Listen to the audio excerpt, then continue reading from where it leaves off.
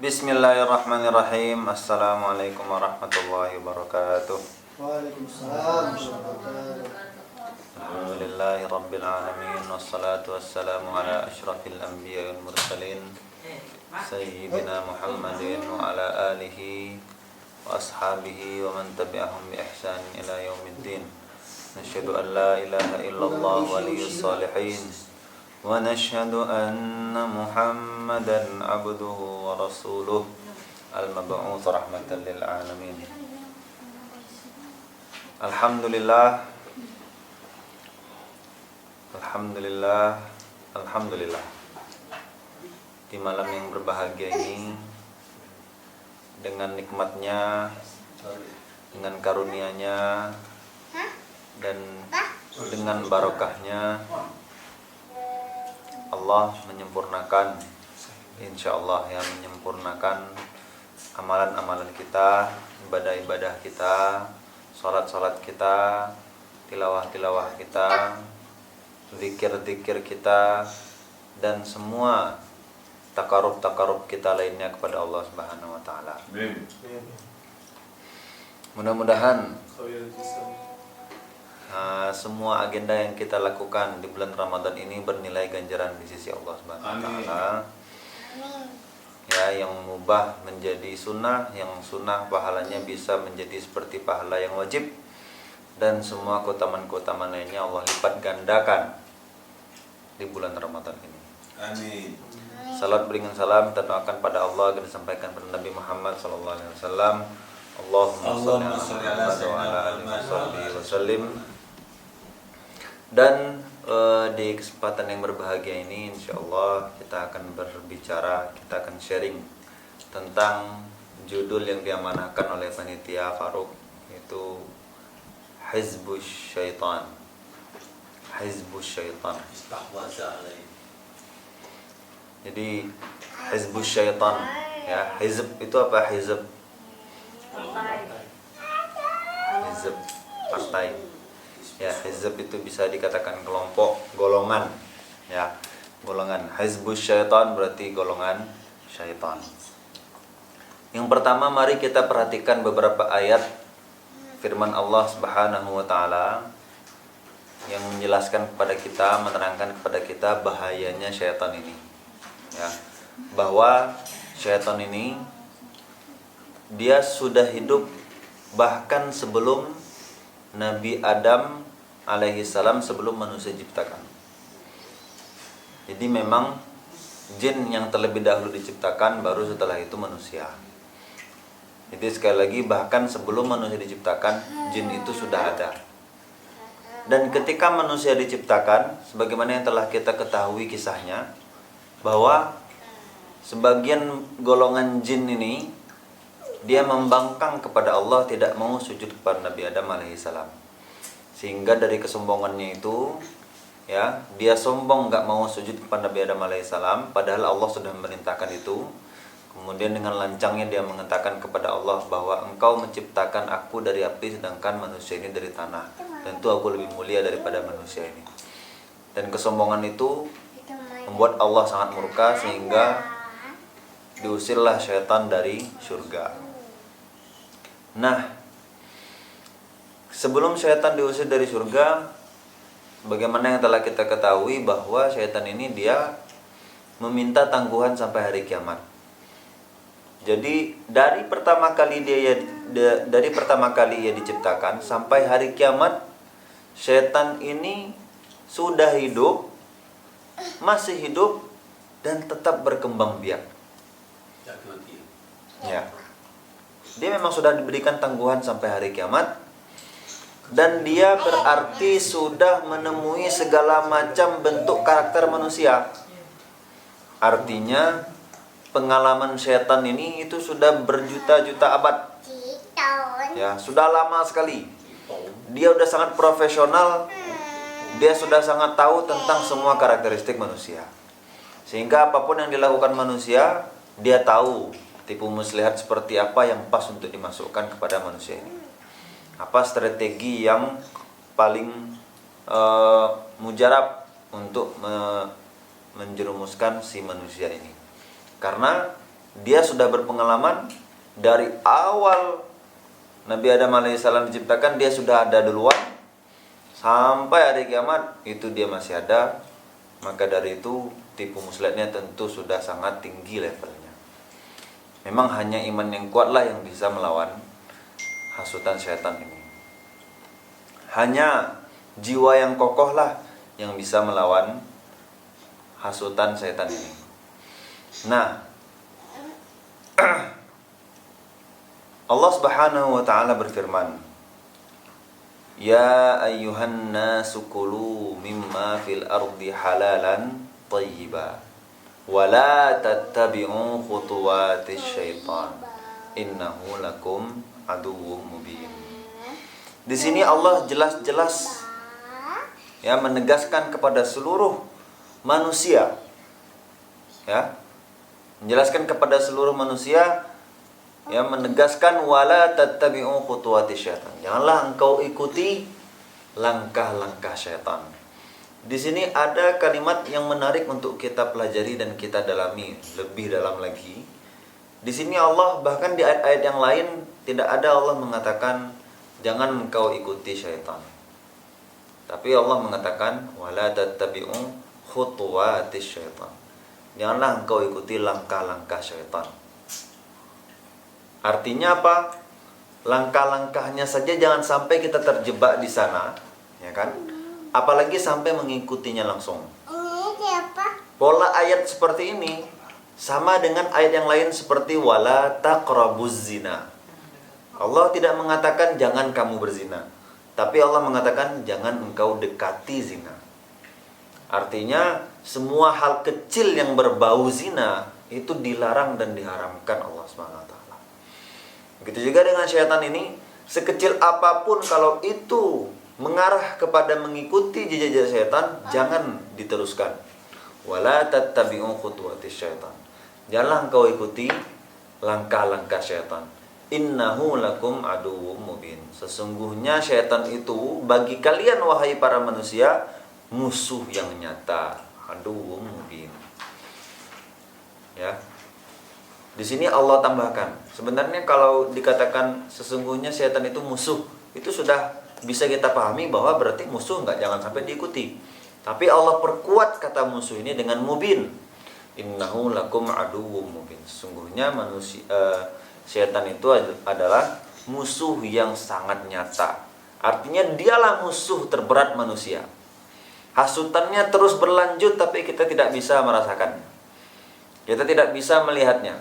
Kalau seandainya setan itu bisa kita lihat, tentu kita usir-usir saja dia, gitu kan. Tapi itu tidak terjadi. Setan itu dia tidak terlihat, tapi dia banyak sekali. Kita nggak tahu saat ini atau kapanpun kita melakukan maksiat itu ada berapa setan yang menghasut. Ketika kita bangun pagi jam 3, kemudian tidur lagi, kita nggak tahu berapa setan yang menghembuskan racun ke mata kita sehingga kita tidur lagi. Ketika ada majelis ilmu, ya kan? Ketika ada kelompok-kelompok kebaikan, ketika ada kelas atau apapun itu, ada aja setan yang mengganggu kita untuk mengurangi atau menghancurkan amalan kita. Kalau seandainya setan itu dia merasa tidak bisa menghalangi seorang manusia dalam melakukan kebaikan, dia tidak akan berhenti di situ. Setidaknya dia akan membuat manusia itu mengurangi amalannya. Kalau seandainya seorang misalnya Faruk ya, Faruk itu biasanya kalau ada liko tuh dia fokus, tidak ada main HP ya. Kalau seandainya ada ini di kelas tuh dia fokus terus. Nah setan ini dihasutnya terus. Mungkin setan tidak bisa membuat Faruk ini bolos dari kelas atau dari liko, tidak bisa. Masya Allah jiwa dakwah Faruk ini tinggi kuat sekali ya. Semua organisasi dakwah diikutinya. Sampai lupa dengan keluarganya. Nah, kan? Maksudnya tuh lupa dia kebersamaan dengan keluarga, padahal kebersamaan keluarga ini sangat berharga gitu kan. Ketika kita kumpul-kumpul orang senang-senang, ya kan, mengenang kembali masa-masa keluarga, tapi Faruk dia sibuk dengan dunianya. Nah, memang Faruk ini nggak bisa dibuat setan untuk bolos liko, tapi setidaknya dibuatnya Faruk ini apa? Tidak fokus ketika liko. Nah, itulah setan. Segala cara dia akan coba untuk membuat manusia kalau tidak bisa berdosa, maka berkurang pahalanya. Itulah yang dilakukan setan. Sungguh betul-betul totalitas setan dalam mengajak manusia untuk menjadi teman mereka ke neraka. Nah, lihat ayat yang selanjutnya yang tadi itu. Wala tattabi'u khutuwati syaitan, janganlah engkau ikuti langkah-langkah setan. Ya. Artinya apa? Kalau seandainya kita masuk aja ke langkah-langkah setan ini, masuk aja kita, maka kita akan terbawa terus ke langkah-langkah berikutnya. Kita akan selalu terbawa ke langkah-langkah berikutnya, dan itu bisa kita rasakan dan bisa kita lihat, baik dalam diri kita sendiri ataupun dalam diri orang lain. Misalnya lagi Faruk nih kan, Insya Allah Faruk yang paling soleh lah, insya Allah. Mungkin dulu nggak usah Faruk lah, yang lain ya, si Fulan misalnya. Fatihah lah. Si Fulan ini dulu ketika dia SD, dia suka lari-lari, lasak-lasak, kan? Ketika dia sudah kelas 6 SD mau tamat, mulai dia suka ganggu orang, lasak-lasaknya. Ketika SMP, mulai dia berani mencuri. Ketika beranjak kelas 2 SMP, mencuri dan bertengkar. Kelas 3 SMP, tidak takut lagi dia. Kalau mencuri itu tidak diam-diam lagi, terang-terangan. Kalau ketahuan, lawan. Masuk SMA, tidak mau dia sekolah di pesantren lagi. Minta pindah ke SMA 3 misalnya kan. Nah, atau minta pindah ke sekolah lain. Akan terus berkembang. Kalau seandainya dia tidak sadar kalau dirinya itu terjebak dalam langkah-langkah setan, maka dia akan terus mengikuti langkah-langkah itu. Itulah yang bisa kita lihat dan kita rasakan. Ada orang-orang yang memang seiring berjalannya waktu, semakin lama dia menjalani hidup ini, ada beberapa maksiat yang semakin berkembang karena sudah terjebak dalam langkah-langkah syaitan tadi. Makanya di situ Allah tegaskan wala tattabi'u khutuwatis syaitan. Janganlah ikuti langkah-langkah syaitan. Innahu lakum aduwwum mubin. Kemudian ada berikutnya, innama ya'murukum bis-su'i wal fahsya. Sesungguhnya syaitan itu menyuruh kalian untuk bisu wal fahsya, untuk melakukan perbuatan yang keji dan mungkar. Su wal fahsya. Su itu adalah keburukan, kejahatan secara umum. Adapun fahsya itu adalah keburukan atau maksiat yang berkaitan dengan syahwat. Jadi itulah yang dilakukan setan. Ya. Wa innama ya'murukum bisu'il fahsya wa an taqulu 'alallahi ma la ta'lamun. Dan mengatakan sesuatu kepada Allah, mengatakan sesuatu kepada Allah ini maksudnya mengatakan sesuatu di hadapan Allah. Artinya ketika mengatakan sesuatu itu enggak mikir-mikir lagi. Asal sebut aja, padahal Allah tahu. Padahal Allah lihat. Padahal Allah mendengar. Wa antaqulu 'alallahi ma la ta'lamun. Ya, mengatakan sesuatu tentang Allah atau tentang agama ini atau tentang syariat ini atau tentang apapun itu, mengatakan itu padahal dia enggak tahu apa yang dia katakan. Artinya mengatakan sesuatu tanpa ilmu atau mengatakan sesuatu tanpa pikir-pikir dulu. Buat apa tuh? Nah, itulah dia tipu muslihat syaitan yang sangat berbahaya. Nah, kemudian di ayat lain Allah berfirman, "Wa ma khalaqtul jinna wal insa illa liya'budun." Tidaklah aku ciptakan, kata Allah, jin dan manusia kecuali hanya untuk beribadah saja. Jadi kita ini diciptakan hanya untuk mendekatkan diri kepada Allah saja. Kalau ada perbuatan kita yang tidak berbau taqarrub kepada Allah Subhanahu wa taala, maka kita sudah keluar atau sudah melenceng dari tujuan utama penciptaan kita ini. Bahkan jin pun juga diciptakan dengan tujuan yang sama, yaitu untuk beribadah kepada Allah Subhanahu wa taala. Dalam ayat ini jin disebutkan terlebih dahulu. Wa ma khalaqtul jinna, jin disebutkan terlebih dahulu, wal insa dan manusia illa liya'budun, kecuali hanya untuk beribadah saja. Menunjukkan bahwa untuk konteks kalimat ini dalam ayat ini ya, karena tujuannya adalah sama, dan antara jin dan manusia yang diciptakan adalah jin duluan. Makanya jinlah yang disebutkan terlebih dahulu. Wa ma khalaqtul jinna wal insa illa liya'budun. Hanyalah untuk beribadah saja. Nah, jin ini kan banyak golongannya. Ada yang baik, ada jin muslim, ada jin kafir. Dan jin yang kafir inilah namanya itu syaitan. Ya, namanya adalah syaitan. Nah, golongan jin yang bernama syaitan inilah yang dia sudah keluar dari tujuan utama penciptaan dia, makanya dia malah dijamin masuk neraka. Dan dia nggak mau membiarkan itu sendirian dia yang masuk neraka, tapi diajaknya sebanyak-banyaknya teman-temannya manusia untuk masuk ke neraka juga. Nah, itulah dia syaitan. Mengajak semua orang untuk keluar, untuk melenceng dari tujuan utama penciptaannya, yaitu untuk beribadah. Ya, diajaknya keluar dari itu semua, kemudian diserunya untuk ya'murukum bil fahsya bisu'i wal fahsya, kepada kejelekan, kepada keburukan dan syahwat, kemaksiatan, dan untuk mengatakan sesuatu yang tidak diketahui. Mengatakan sesuatu kepada Allah yang tidak diketahuinya. Dalam ayat lain juga dikatakan, Allah Subhanahu wa taala berfirman, istahwadha 'alaihimus syaitan fa ansahum dzikrullah. Ulaika hizbus syaitan.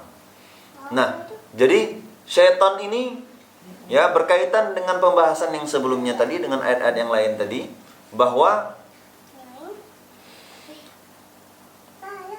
syaitan itu membuat kita lupa kepada Allah Subhanahu wa taala. Jadi syaitan yang membuat kita lupa keberadaan Allah. Lupa keberadaan Allah itu maksudnya ketika kita melakukan sesuatu, ya, kita lupa Allah melihat kita. Ketika kita melakukan sebuah maksiat, kita lupa bahwa Allah menyaksikan kita. Ketika kita tidak fokus dalam beribadah, kita lupa Allah selalu menilai semua ibadah yang kita lakukan. Ketika kita tilawah, kita lupa bahwa Allah tetap mendengarkan kita. Ketika kita bangun di sepertiga malam, kita lupa bahwa Allah sudah siap untuk mengampuni kita kalau seandainya kita terbangun, wudhu, kemudian sholat tahajud, lalu berdoa. Nah, yang membuat kita lupa akan itu semua adalah syaitan. Dan ketika kita berhasil dibuat lupa oleh syaitan tentang keberadaan Allah, maka pada saat itulah, naudzubillah wal iyadzubillah, masuklah kita ke dalam golongan syaitan. Fansahum dzikrullah ulaika hizbus syaitan. Bahwa yang lupa, ya, lupa dia zikrullah, lupa dia zikir kepada Allah, lupa dia mengingat Allah, lupa dia keberadaan Allah, sehingga ketika dia beramal, sehingga ketika dia melakukan sesuatu, dia lupa bahwa Allah selalu melihat dia, maka pada saat itu dia menjadi golongan syaitan. Na'udzubillah min dzalik. Maka dari itu, mari kita berdoa kepada Allah Subhanahu wa taala dengan ibadah kita, dengan sholat kita, dengan amalan-amalan kita, agar terlindungi dari hasutan-hasutan syaitan. Bahwa nanti di neraka itu, ya, adalah proyek-proyek yang berhasil yang dibuat oleh syaitan, ya, bahwa penghuni-penghuni neraka itu adalah hasil dari usaha dan jerih payah syaitan dari pertama dia diciptakan sampai hari kiamat. Dan kita harus terus mengingat ini agar kita selalu takut kepada Allah Subhanahu wa taala, agar kita selalu ingat bahwa tujuan kita hidup di dunia ini adalah hanya untuk beribadah saja. Apalah artinya dunia ini kalau seandainya bukan untuk beribadah? Karena dunia ini adalah sementara, hanya untuk main-main saja, ya. Dan kita harus betul-betul memahami tentang kefanaan dunia ini, tentang sementaranya dunia ini. Harus betul-betul kita pahami, artinya sebaiknya kita di dunia ini banyak-banyaklah mengalah saja. Sebaiknya kita di dunia ini banyak-banyaklah berkorban. Apapun harta yang kita punya itu tidak ada artinya kalau tidak kita salurkan kepada kebaikan. Intinya semua dunia ini mari kita lakukan dan kita kerahkan semuanya untuk bekal akhirat kita. Wa tazawwadu fa inna khairaz zadi taqwa. dan berbekallah, dan sebaik-baik bekal yang bisa kita bawa nanti yang bisa menentukan antara surga neraka kita adalah takwa kita. Kalau seandainya takwa kita tinggi, maka insya Allah surga lah tempat kita. Tapi apabila sebaliknya, wal'iyadzubillah, ya kita tidak ingin ya nanti ketika kita di akhirat ternyata timbangan kebaikannya lebih ringan, atau kemudian tiba-tiba dijebloskan, atau kita disapa oleh malaikat dari sebelah kiri, diberikan kitabnya dari sebelah kiri, dan itu sangat berbahaya dan sangat membuat kita menyesal, dan penyesalan di akhir tidak ada gunanya. Ada salah satu hadis, ya, salah satu hadis yang mungkin ini agak di luar dari judul, ya, agak keluar dari judul tentang Hizbus Syaitan, yaitu tentang penghuni neraka. Bahwa pernah pada suatu hari Rasulullah SAW itu tiba-tiba dia ketika sedang duduk itu tiba-tiba dia bergerak meraih sesuatu, ingin meraih sesuatu. Kemudian sahabat bingung, ngapain ini Rasulullah SAW? Apa? Banyak riwayatnya. Ada yang mengatakan sedang berkhutbah, sedang berceramah. Nah, ketika ingin meraih sesuatu ini tiba-tiba tertahan, tidak jadi. Nah, lalu sahabat bertanya, ya Rasulullah, tadi kami melihat engkau ingin meraih sesuatu, kemudian tiba-tiba engkau terhenti. Nah, maka Rasulullah SAW menjawab, tadi saya melihat surga. Kemudian saya melihat ada rantingnya yang mendekati saya dan saya ingin meraihnya. Ingin saya ambil itu. Dan ketika saya mau mengambil ranting itu, tiba-tiba Allah tampakkan saya neraka. Langsung saya tertahan dan tidak bisa meraihnya. Yang mana ranting itu kalau seandainya jadi saya ambil, ya, serangkai itu tuh jadi saya ambil, kemudian saya berikan kepada kalian, maka itu bisa kalian nikmati selama dunia ini ada. Jadi kenikmatan yang sangat sedikit itu kalau seandainya jadi Nabi ambil, maka akan saya berikan kepada kalian, dan itu akan bisa kalian nikmati manfaatnya selama dunia ini ada. Padahal itu cuma serantingnya, tapi nggak jadi karena tiba-tiba Allah tampakkan api neraka. Dan ketika Allah tampakkan api neraka, dan Rasulullah SAW melihat kebanyakan penghuninya adalah perempuan. Kemudian sahabat bertanya, kenapa kebanyakan penghuninya perempuan ya Rasulullah? Apakah mereka kafir? Ya, kata Rasulullah SAW. Apakah mereka kafir kepada Allah Subhanahu Wa Taala? Tidak, mereka itu kufur. Kufur maksudnya kufur kepada keluarganya, kufur kepada suaminya, kufur kepada nikmat-nikmat yang telah diberikan, dan kufur kepada apapun yang dia dapatkan atau yang dia alami. Nah, kemudian Rasulullah SAW menggambarkan nih tentang kenapa banyak perempuan yang masuk api neraka. Jadi Rasulullah SAW menggambarkan seperti ini. Coba engkau berbuat baik kepada wanita selama setahun penuh, ya. Perempuan itu kata Rasulullah SAW, seandainya engkau berbuat baik kepada dia setahun penuh, ya, nggak pernah kalian berbuat buruk padanya, berbuat baik terus, memberikan apapun yang kalian punya. Kemudian pada suatu waktu tiba-tiba dia melihat sesuatu yang tidak dia sukai dalam diri kalian, maka perempuan itu akan menganggap seolah-olah tidak ada kebaikan dalam dirimu. Nah, jadi mungkin inilah gambaran yang tren sekarang ini, bahwa sebenarnya ini nggak benar juga, ya. Ya, yang mengatakan laki-laki itu serba salah. Laki-laki itu nggak ada benarnya kalau di mata perempuan.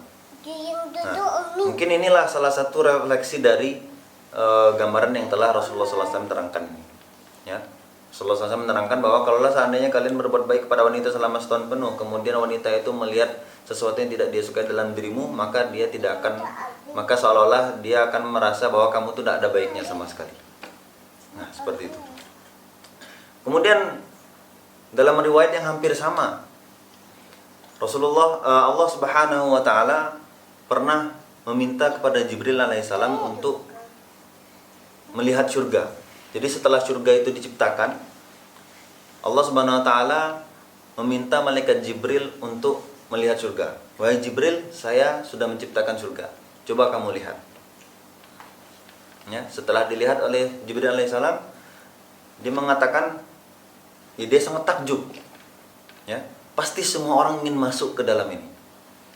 Ya, pasti semua orang akan masuk ke dalam surga ini. Pasti pingin semuanya. Nah, setelah itu Allah ciptakan lagi bahwa surga itu diliputi oleh perkara-perkara yang sangat tidak enak. Diliputi oleh hal-hal yang sangat membosankan, sangat menyulitkan, sangat menyengsarakan dan seterusnya. Ketika surga itu diliputi dengan itu, kemudian malaikat Jibril berkomentar lagi. Karena telah engkau tetapkan seperti itu ya Allah, seolah-olah nggak akan ada manusia yang akan masuk surga. Karena surga itu diliputi oleh yang tidak enak. Artinya apa? Kita harus berkorban waktu kita, berkorban energi kita, berkorban tidur kita, berkorban pemikiran kita, harta kita, jiwa kita, darah kita, semuanya harus kita korbankan. Kekhusyukan kita, hati kita, semuanya harus kita serahkan kepada Allah Subhanahu wa taala agar bisa masuk surga. Kemudian Allah ciptakan neraka. Kemudian juga Allah meminta malaikat Jibril untuk melihat neraka. Coba lihat malaikat Jibril, ini neraka. Kemudian malaikat Jibril berkomentar, sangat mengerikan. Dan pasti nggak akan ada orang yang mau masuk ke sana. Saking beratnya siksaan dan azab yang ada di api neraka. Kemudian Allah tetapkan neraka ini diliputi dengan hal-hal yang enak, hal-hal yang disukai oleh manusia. Lalu lalu malaikat Jibrilnya berkomentar lagi, ya Allah, kalau begitu engkau tetapkan, maka seolah-olah semua manusia pasti akan masuk neraka. Karena neraka diliputi oleh hal-hal yang enak. Ya, seperti ya lalai, kemudian menghabiskan waktu, syahwat, kemudian nafsu dan seterusnya. Seolah-olah semua manusia pasti masuk neraka kalau seperti ini. Nah, disinilah lagi-lagi mari kita renungkan lagi apa yang telah kita lakukan selama seumur hidup kita. Bagaimana kualitas ibadah kita setelah sholat, misalnya kan, apakah zikir kita sudah khusyuk, apakah zikir kita sudah fokus, sholat sunnah kita apakah sudah dilengkapi, sholat wajib kita apakah sudah maksimal kekhusyukannya, tilawah kita sudahkah kita mentadaburinya, sudahkah kita membaca artinya, memahaminya, apakah kita selalu dalam proses menghafal Al-Quran, apakah kita selalu merojaah, apakah kita selalu peduli dengan pokoknya semua ibadah-ibadah kita. Kita harus perhatikan itu semua, karena itu semua hanya bisa kita lakukan di dunia ini, dan itu semua akan menjadi bekal terbaik kita kelak di akhirat, di kehidupan yang sesungguhnya. Qulu qouli hadza, assalamualaikum warahmatullahi wabarakatuh. Waalaikumsalam. Waalaikumsalam.